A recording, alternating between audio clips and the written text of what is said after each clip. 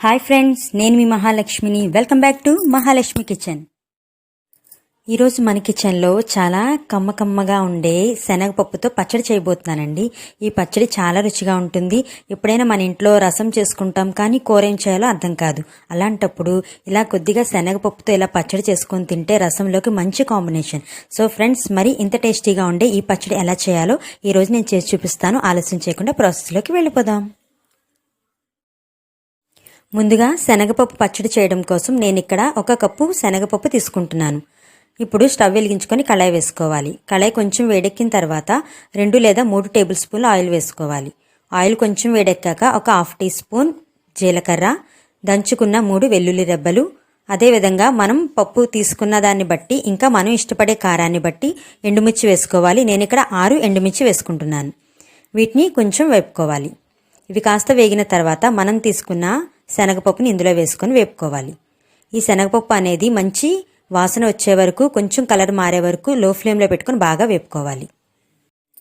ఈ విధంగా శనగపప్పు కాస్త కలర్ మారే వరకు బాగా వేపుకున్న తర్వాత ఇప్పుడు మనం స్టవ్ ఆఫ్ చేసుకోవాలి.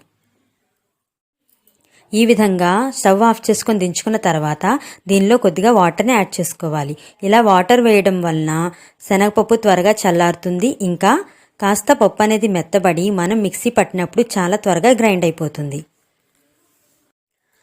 పప్పు బాగా చల్లారింది. మనం వేసిన వాటర్ అంతటిని కూడా ఈ పప్పు బాగా అబ్జర్వ్ చేసుకొని బాగా మెత్తబడింది. ఇప్పుడు దీన్ని మనం మిక్సీ జార్లో వేసుకుందాం.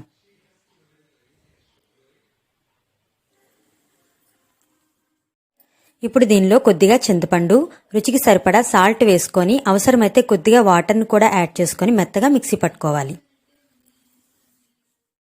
ఈ విధంగా మెత్తగా మిక్సీ పట్టుకోవాలి.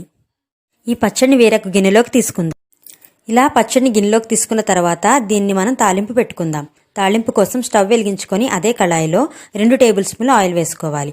ఆయిల్ కొంచెం వేడెక్కాక 1/2 టీ స్పూన్ ఆవాలు, 1/2 టీ స్పూన్ జీలకర్ర, 1/2 టీ స్పూన్ మినప్పప్పు, 2 ఎండుమిర్చి చిక్కుకొని వేసుకోవాలి.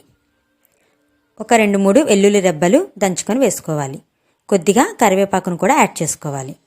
ఇప్పుడు దీన్ని ఒకసారి బాగా కలుపుకోవాలి.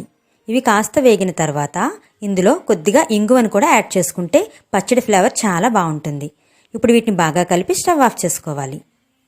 ఇప్పుడు ఈ తాళింపును పచ్చడిలో యాడ్ చేసుకోవాలి. అంతేనండి, చాలా కమ్మగా ఉండే శనగపప్పు పచ్చడి రెడీ అయిపోయింది.